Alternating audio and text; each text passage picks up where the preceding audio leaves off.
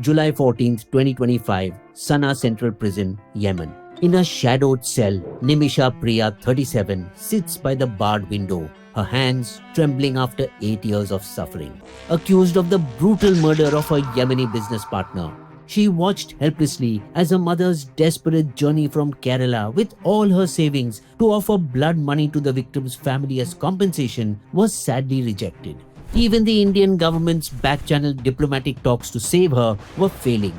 With only 2 days left for the executioner's noose, Nimisha's gaze lingered on the faded photograph of her daughter, whom she hadn't seen in a decade. 3 decades ago, 1990s, Kolangode village, Kerala's Palakkad district. Nimisha grew up in poverty, raised by her single mother Prema Kumari, who worked tirelessly as a domestic worker. As she grew up, it was the kindness of the local church that they supported her nursing education. But despite her hard work, she was denied work as a nurse in Kerala. Because you didn't clear your school exams. Yet, she was determined to support her family and escape poverty. So in her late teens, Nimisha left everything familiar for Yemen, starting her life as a nurse in a health center in the capital city Sana'a. She returned a couple of years later to marry Tommy Thomas, a hardworking driver. They came back to Yemen together and were delighted to give birth to a daughter, Mishal, in December 2012. With a family to support, Nimisha relentlessly worked long hours in private and government hospitals in Yemen, also sending every possible rupee back home to support her mother, still keeping her goal in mind. One day, I'll open my own nursing home and give a great future to my daughter. She won't suffer what I had to go through. But in 2014, Yemeni people erupted against fuel subsidy cuts, rampant corruption, and mass protests shook President Hadi's rule. The Houthi rebels rose against the establishment, civil war exploded, and fear gripped the capital. With money tight and chaos mounting, they made a heartbreaking choice. The husband left for India with their baby girl. Back in India, they started to raise funds for Nimisha's nursing home while she kept working hard in Yemen. However, for a foreigner like Nimisha, Yemeni law was unforgiving. Madam, Habibi, you need a local partner to register business here. And thus entered Talal Abdu Mehdi, a familiar face at a clinic, bringing hope. You are such a good nurse, dear. I love India. I help you. Nimisha placed her belief on the line, handing 6 lakh Yemeni riyals, over 1.7 lakh to Mehdi, plus giving additional money coming from her husband's fundraising in Kerala for permits and rent. The trust had been built up so much that both of them even attended a child's baptism in Kerala, staying there for a brief period. When the paperwork was filed, Mehdi got a majority 67% of the clinic as local law demanded, and Nimisha had no option but to accept it. When danger grew and Indians fled the civil war in Yemen in 2015, Nimisha still refused to abandon her hopes, choosing courage over safety. And she got the fruits of her hard work when the Al Aman Medical Clinic, a 14-bed facility, opened its doors in Sana'a. Little did she know that the partner she trusted, Talal Abdul Mehdi, was a wolf in sheep's clothing. Mehdi, who once seemed eager and full of promises, the rogue shitbag with majority stake, seized control of all clinic earnings, depriving Nimisha of her years of hard work. When Nimisha questioned, Mehdi snapped, The whole clinic belongs to me now. You dare not challenge me. The betrayal deepened as the psycho Mehdi showed forged marriage certificates and wedding photos to the clinic employees. We are husband and wife. We got married in Kerala last year. Becoming increasingly abusive physically and sexually, trapping her in a cycle of fear and humiliation. Make no mistake, Nimisha was brave and did go to the police many times to complain, and he was arrested for small periods several times, but was powerful enough to get released every time, returning each time even more dangerous. So barbaric was he that he took her passports and travel papers, locking them away. And poor Nimisha's world shrank to the four corners of the clinic and Mehdi's prison-like control. Isolating her further, the wicked Mehdi cut her off from calls from home and even drugged her.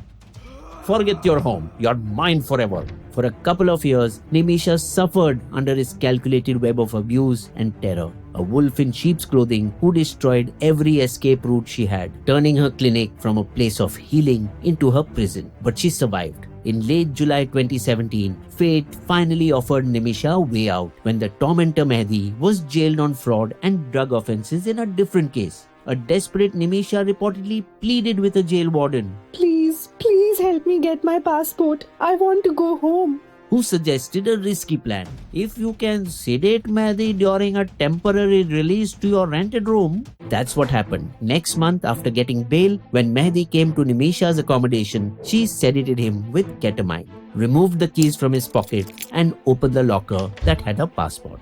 Unfortunately, the ketamine dose was too high and Mehdi died from an overdose. The way out turned into a tragedy. Shocked and afraid, Nimisha turned to her friend, Nurse Hanan. There is only one way out from this situation. Perhaps not the ideal way, but the petrified nurses dismembered Mehdi's body and both hid the remains in an underground water tank, an act that would haunt Nimisha for years to come. With India's travel ban from Yemen and shifting of its embassy to nearby Djibouti, in August 2017, Nimisha tried to flee Yemen by the Saudi border, but the police caught her. By then, Mehdi's body parts in the tank were discovered and she was identified as a wanted woman and arrested. In 2018, Nimisha faced trial with the odds stacked against her as the proceedings were in Arabic and she had no interpreter and little legal support. And in 2020, a trial court in Sana'a sentenced her to death for murder. That was affirmed by the Supreme Judicial Council, rejecting her final appeal in November 2023. The court wrongfully held dismemberment of the body and hiding it in the water tank as calculated planning, not giving heed to Nimisha's exploitation or the fact that Mehdi was accidentally overdosed, as she was a nurse and would know what dose would sedate and what would kill.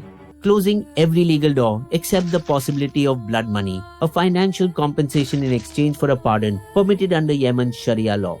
Like the case of Abdul Rahim from Kerala, who was on death row in Saudi, but 34 crore rupees blood money will get him released in 2026. Since September 2020 itself, a Save Nimisha Priya International Action Council formed by non-resident Keralites started fundraising. Nimisha's mother also sold her only property in Kerala. Samuel Jerome Bhaskaran, an Indian-origin long-time Yemen resident since 1999, became the principal negotiator with the victim's family. They together offered $1 million, approximately 8.6 crore in blood money, to Mehdi's family, but the victim's brother refused. You killed him brutally. A reconciliation is impossible. We want a retribution, nothing else. But the bigger problem was that the Iran-backed Houthi rebels controlled the capital Sana'a and its jails, while the internationally recognized government is backed by Saudi Arabia, their regional rival. So India's embassy in Yemen that operates from nearby Djibouti could only negotiate with them and not with the Houthis, while their back-channel efforts to reach out to influential sheikhs, jail authorities and the public prosecutor's office in Sana'a all failed. And in December 2024, Yemen's non-Houthi president Rashad al-Alimi approved the death sentence, scheduling it for July 16, 2025. However, with 4 days left for the execution, salvation comes not from courts but from faith, as the 94-year-old Grand Mufti of India and prominent Sunni cleric Kantapuram A.B. Abu Bakr Musliar reportedly called on his longtime friend, Yemeni Sufi scholar Sheikh Habib Umar bin Hafiz.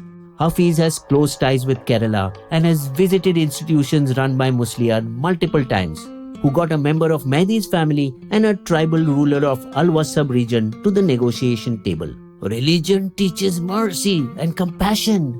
And within a couple of days, the president changed his mind and put the execution on hold without any specific date. But the order came out in public only a day before, on July 15th, to prevent crowds from gathering at the prison for the execution. While Nimisha's accomplice, Nurse Hanan, was sentenced for life, Nimisha lingers in Sana'a's prison, where the nurse heals sick inmates. Her mother refuses to leave Yemen's war zone, praying for compassion. Her daughter, just 13, studies in a Kerala convent, waiting for news on her mother. Kerala is India's nurse factory, where 1 out of 4 nurses leave for the Gulf, propelled by dreams and risks, as Nimisha once went when Yemen seemed safe. Today, Nimisha's freedom and dreams remains just out of reach. Her fate now rests not in the hands of diplomats, but with forgiveness, prayers and blood money. Bisbo's limerick. From Kerala to Yemen she flew to make all her family dreams come true. But trust turned to pain, all efforts in vain. Only faith is what could carry her through. You will also find these sources listed in our video description section.